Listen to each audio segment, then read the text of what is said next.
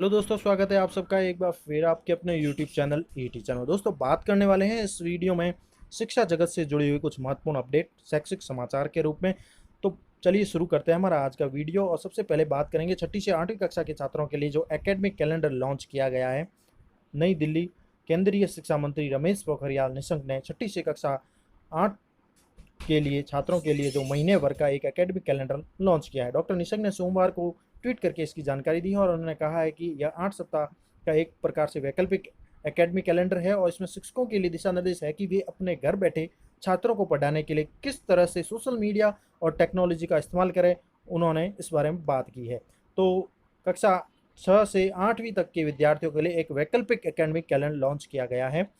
इसके साथ ही बात करेंगे दोस्तों नई शिक्षा नीति को लेकर 2020 में जो नवीन बातें सामने आ रही है, जो अपडेट आ रहे हैं, वही बात करेंगे कि चुनाव ड्यूटी के अलावा गैर शैक्षणिक कार्यों से शिक्षकों को पूर्ण तरह से मिलेगी मुक्ति।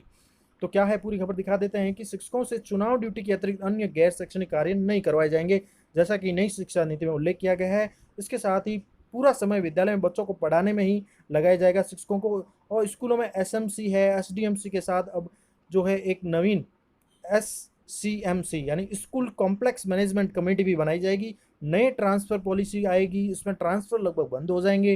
ट्रांसफर सिर्फ पदोन्नति पर ही होंगे।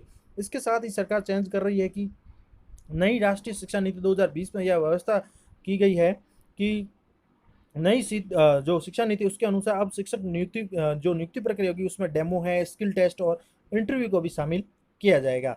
केंद्रीय विद्यालयों की तर्ज पर ग्रामीण इलाकों में स्टाफ के लिए क्वार्टर बनाए जाएंगे। आरटीआई को कक्षा 12 तक या 18 वर्ष की आयु तक लागू किया जाएगा। मिड डे मील के साथ अब हेल्थी ब्रेकफास्ट भी बच्चों को दिया जाएगा। ये नवीन व्यवस्था है। विज्ञान और गणित को बढ़ावा दिया जाएगा। हर सीनियर सेकेंडरी स्कूल में विज्ञान व गणित विषय अनिवार्य हो जाएंगे। स्कूलों में राजनीति व सरकार का हस्तक्षेप लगभग समाप्त हो जाएगा।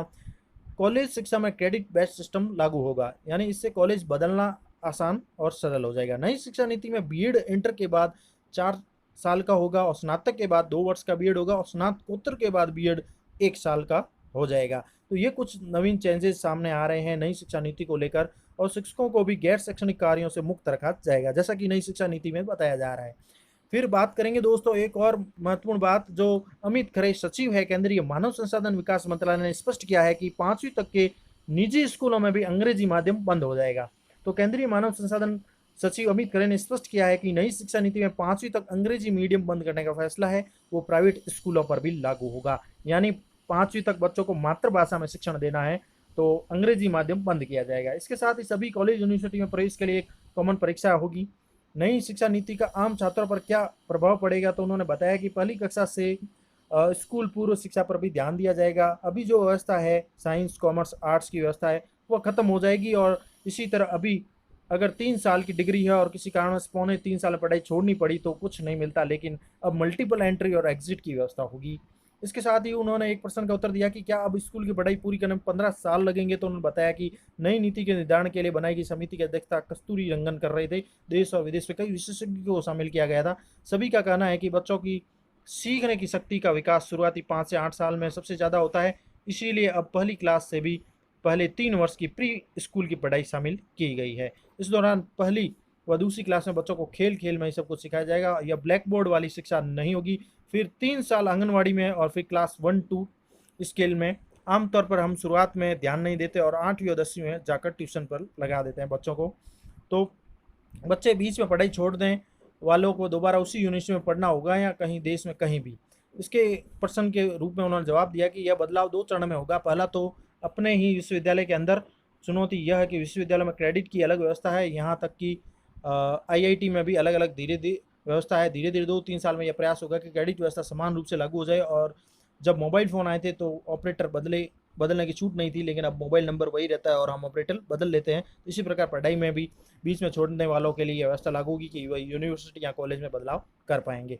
तो ये कुछ कॉमन बातें की है उन्होंने अमित खरे ने केंद्रीय मानव संसाधन विकास मंत्री अपने इंटरव्यू के दौरान। इसी के साथ बात करेंगे कि एकल बीएड कॉलेज नहीं रहेंगे, कई विषय पढ़ने का मिलेगा मौका। नई शिक्षा नीति में विद्यार्थियों को बहु विषय पढ़ने का मौका मिलेगा। पिछले कुछ वर्षों इस संबंध में ग्लोबल स्तर पर मांग उठाई जा रही थी। अब साइंस पढ़ने वाला विद्यार्थी आर्ट्स भी पढ़ सकेगा, जो कि पहले ऐसा नहीं होता था। इसी के ऊपर कई विशेषज्ञों ने अपनी अपनी राय भी दी है।